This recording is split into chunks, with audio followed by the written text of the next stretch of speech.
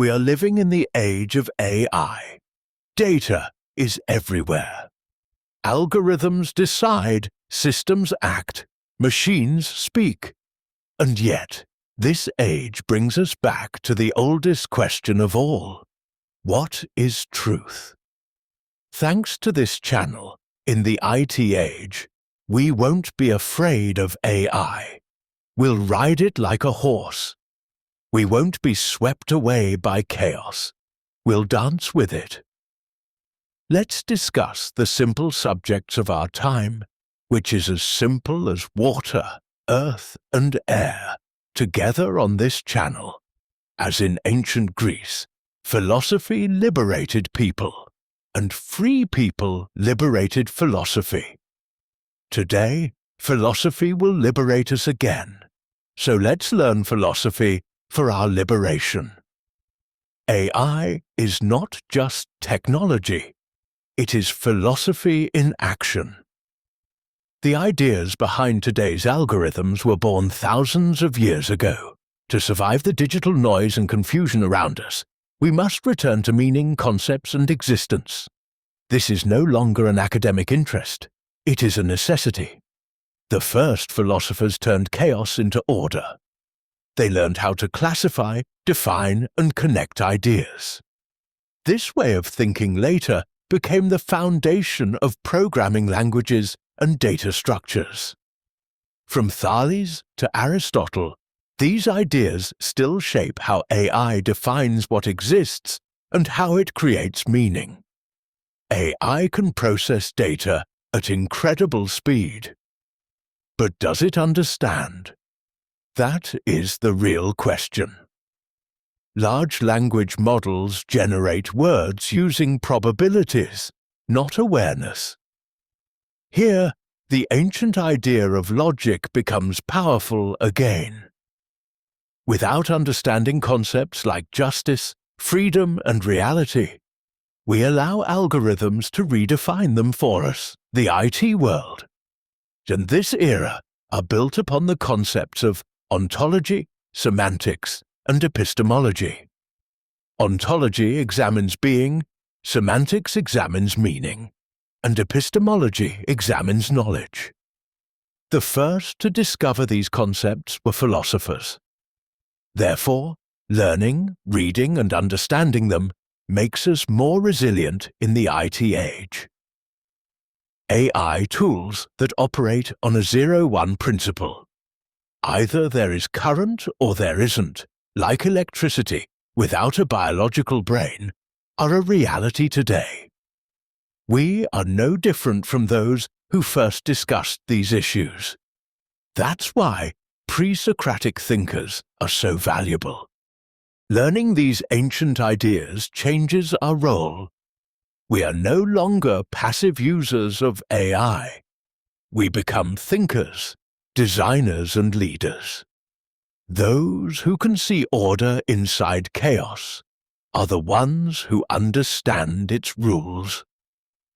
When philosophy meets AI, speed does not scare us. It empowers us. AI will ride it like a horse. We won't be swept away by chaos. We'll dance with it. AI tools that operate on a 0-1 principle. Either there is current or there isn't. Like electricity, without a biological brain, are a reality today. We are no different from those who first discussed these issues. That's why pre-Socratic thinkers are so valuable. Actually, the most important thing to say is that there is no IT without this philosophy. Without philosophy, innovation, engineering, sustainability, open-mindedness, leadership, and self-confidence are impossible. We cannot understand our world in the IT age without something else. Living in a world we don't understand is frightening. It involves insecurity, anxiety, and worry about the future. Therefore, learning philosophy, understanding the people who discovered philosophy, who explored science, and who first asked these conceptual questions is perhaps more valuable than money, gold, or status.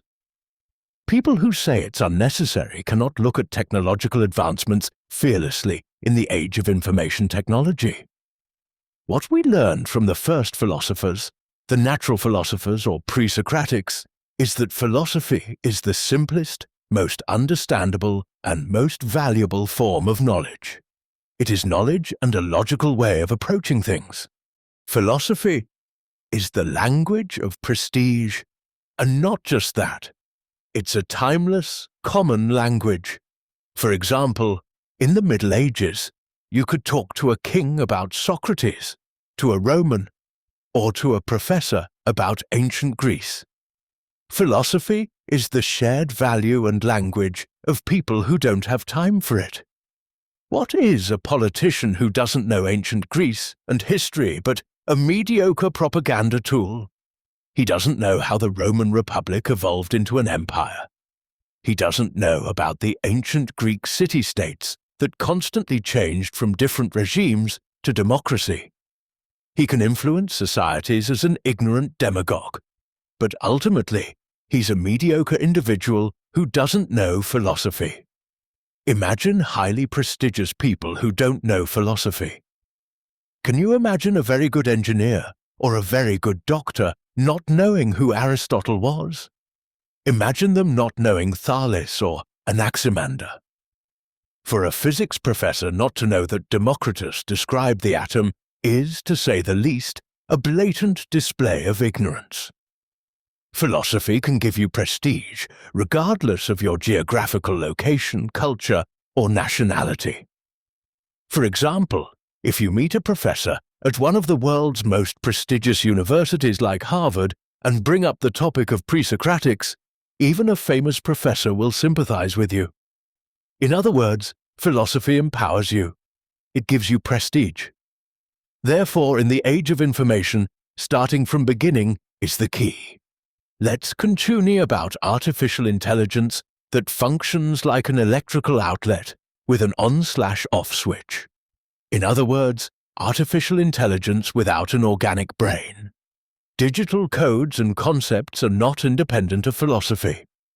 On the contrary, they are a minor component of philosophy. Therefore, we become stronger if we look from a broad perspective, and we become stronger if we learn philosophy. The name of liberation from the chaotic world of information technology is philosophy. As in ancient Greece, philosophy liberated people, and free people liberated philosophy.